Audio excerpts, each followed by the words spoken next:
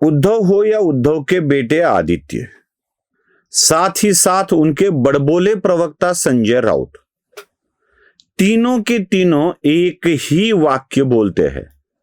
ये प्रोपोगंडा चलाने का तरीका होता है, नैरेटिव फैलाने का तरीका होता है। ये तीनों के तीनों एक शब्द देते हैं एकनाथ शिंदे के लिए, और वह शब्द है शिंदे की जगह उन्हीं के कुलनाम को बदलकर ये मिंधे बना देते हैं। एकनाथ शिंदे नहीं बल्कि एकनाथ मिंधे कहते हैं उनको। अब मिंधे इस शब्द का मराठी अर्थ होता है कि किसी का मिंधा बनना, मतलब किसी के आगे झुक जाना, किसी के उपकार के बोझ तले दबना, और वह नेता जो कहने को बोलता है वही करना, तलवे चाटना, सीधी सी भाषा में यही मिंधे शब्द का अर्थ होता है। ये एकनाथ शिंदे को मिंधे बोलते हैं और भारतीय जनता पार्टी को चोर बोलते हैं। एक ही शब्द बार बार बोलो, हर बार बोलो, वो असत्य अर्धसत्य लगने लगता है, और अर्धसत्य फिर बार बार बोलने से सत्य लगने लगता है। यही तरीका अपनाते हैं ठाकरे। उनकी असली दुश्मनी है एकनाथ शिंदे के साथ, क्योंकि उनकी सत्ता को ही उन्होंने पलट कर रख दिया, ऐसे पलट कर रख दिया कि फिर कभी आने की संभावना ही नहीं बची। अब इस शब्द को समझने के लिए हमें बहुत पीछे महाभारत काल में जाना होगा, तभी हम समझ पाएंगे।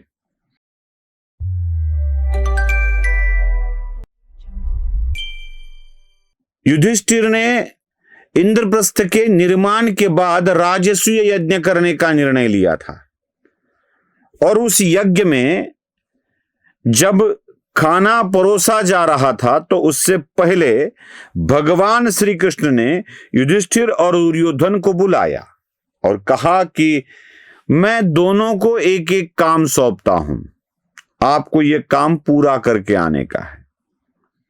युधिष्ठिर को बुलाया और कहा, अपने राजसूय यज्ञ में जितने भी दुर्जन लोग हैं उनको ढूंढना पड़ेगा और उनको अलग करना पड़ेगा, पृथक करना पड़ेगा, ताकि यज्ञ में कोई बाधा ना आए। तो आप जाओ, सारे के सारे दुर्जनों को ढूंढ लो। अब युधिष्ठिर तो निकल पड़ा अपने दिए काम पर। फिर दुर्योधन को बुलाया और कहा कि दुर्योधन, इस यज्ञ में जितने भी सज्जन लोग आए हुए हैं उनका सत्कार करना आवश्यक है। तो आपकी दृष्टि से जितने भी सज्जन दिखे उतने लोगों को ढूंढ कर लाओ। दोनों यज्ञशाला में अपने अपने लोगों को ढूंढने लगे। युधिष्ठिर गया दुर्जनों को ढूंढने और दुर्योधन गया सज्जनों को ढूंढने। अंततः पूरी यज्ञशाला यज्ञ भूमि को खंगालने के बाद दोनों वापस खाली हाथ भगवान कृष्ण के पास आ गए और दोनों ने यही जवाब दिया कि मुझे आपने सौंपा हुआ काम करते वक्त एक भी आदमी नहीं मिला जैसा आपने कहा। युधिष्ठिर को एक भी दुर्जन नहीं मिला, उसी यज्ञशाला में दुर्योधन को एक भी सज्जन नहीं मिला। मतलब दुर्योधन की जैसी वृत्ति थी वैसे ही लोग दिखते थे, युधिष्ठिर की जैसी वृत्ति थी वैसे ही लोग दिखते थे। अब एकनाथ शिंदे के बारे में या भारतीय जनता पार्टी के बारे में या राजनीति में उद्धव ठाकरे, उनके बेटे संजय राउत जो भी कुछ ढूंढने की कोशिश करते हैं वह उन्हें कैसा मिलेगा? जैसी नजर, जैसा मन में भाव, वैसे ही उन्हें लोग मिलेंगे। तो मुझे कोई आश्चर्य नहीं होता जब एकनाथ शिंदे को यह मिंधे कहते हैं, भारतीय जनता पार्टी वालों को ये चोर कहते हैं। चोर और मिंधे इस शब्द का उन्हीं की दृष्टि से व्याख्या की जाए तो चोर और मिंधेपन दोनों ही मुझे उद्धव ठाकरे में ही नजर आते हैं। दोनों चीजें उन्हीं के अंदर मिलती है हमें। उद्धव ठाकरे का मानना है कि सत्ता प्राप्ति के लिए, मुख्यमंत्री बनने के लिए, डिप्टी सीएम बनकर रहने के लिए या अपने सांसदों को मंत्री बनाने के लिए केंद्र में एकनाथ शिंदे ऐसा करते हैं, वो तलवे चाटते हैं बीजेपी के। उद्धव ठाकरे ने 2019 में क्या किया था? सामान्य शिवसैनिक को मुख्यमंत्री बनाना है, मंत्री बनाना है, यह कहकर शरद पवार और कांग्रेस के चरणों में वो गिर पड़े। शिवसैनिक की जगह खुद को शिवसैनिक डिक्लेयर किया, मुख्यमंत्री बने। बेटे को भी शिवसैनिक डिक्लेयर कर दिया, मंत्री बना दिया।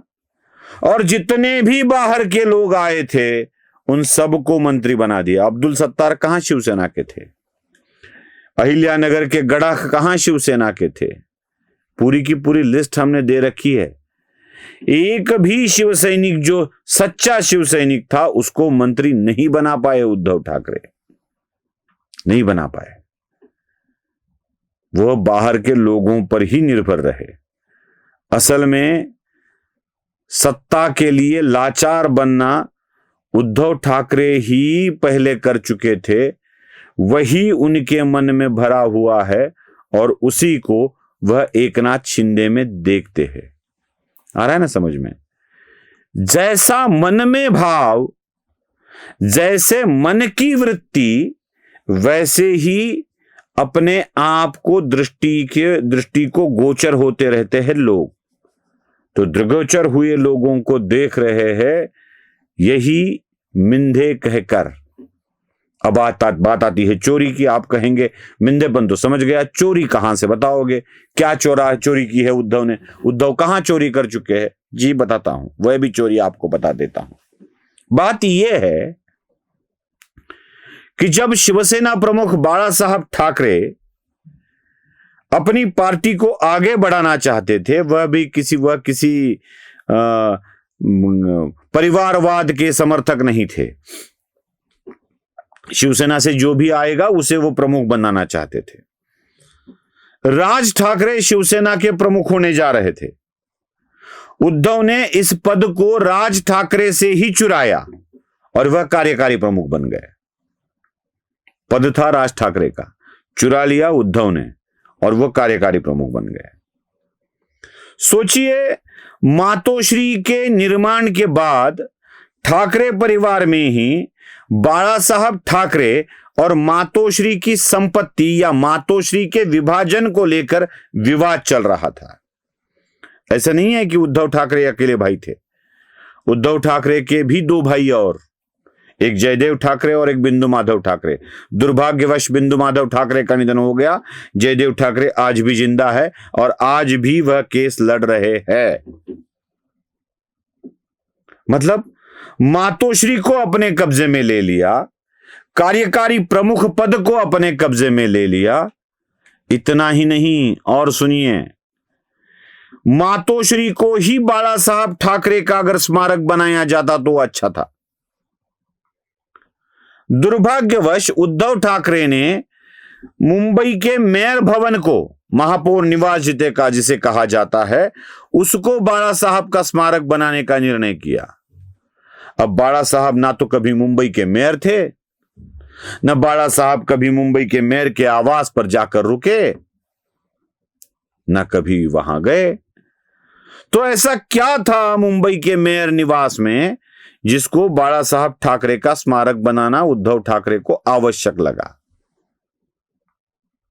यह था कि मातोश्री बच जाए स्मारक बनाने से, और एक बिल्डिंग मुंबई की जो बहुत ही प्राउडफुल बिल्डिंग है, अच्छी जगह पर है, वह भी उद्धव ठाकरे की अध्यक्षता वाले कमिटी के हाथ में आ जाए। पार्टी की चोरी की, पिता की चोरी की, संपत्ति की चोरी की, मुंबई के संपत्ति की चोरी की। हमेशा मुझे क्या मिलता है, कोई कोई मजाक में कह देता है उद्धव ठाकरे के पास लेना बैंक है, देना बैंक नहीं है। हर कोई राजनेता मजाक मजाक में यह कह देता है, लेकिन मजाक मजाक वाली यह बात भी उद्धव ठाकरे के स्वभाव को दर्शित कराती है, उनके व्यक्तित्व को उजागर करती है। उद्धव ठाकरे खुद ही मिंधे है और खुद ही चोर है, इसलिए बीजेपी में उनको चोर नजर आते हैं और एकनाथ शिंदे में उनको मिंधे नजर आते हैं। अगर एकनाथ शिंदे बार बार दिल्ली जाते हैं तो उद्धव ठाकरे कितनी बार दिल्ली गए? सोनिया से मिलने, इनसे मिलने, राहुल का प्रेजेंटेशन देखने के लिए एकदम पीछे जाकर बैठ गए, सोनिया को मिलने के लिए उनके घर पर चले गए। क्या ये बाला साहब की प्रकृति का हिस्सा था? मराठी में एक वाक्य बार बार सामना लिखता था, झुकल्या वाकल्या गर्विष्ठ माना, मतलब झुक गई, गिर गई वह अहंकार से तनी गर्दने। और कोई भी नेता अगर आता तो बाला साहब ठाकरे को मिलकर ही जाता, लेकिन यहां उद्धव हर जगह हर नेता को मिलने चले जाते हैं। मिंधेपन किसमें आ गया है, आप ही बताइए। तो महाभारत की वो कहानी याद रखिए, भगवान श्री कृष्ण ने यह ज्ञान पहले ही दे दिया था, उनको पता था शायद उद्धव आने वाले हैं। नमस्ते। स्वधर्म जागृतीचा विधायक बुरुज, NLighter News।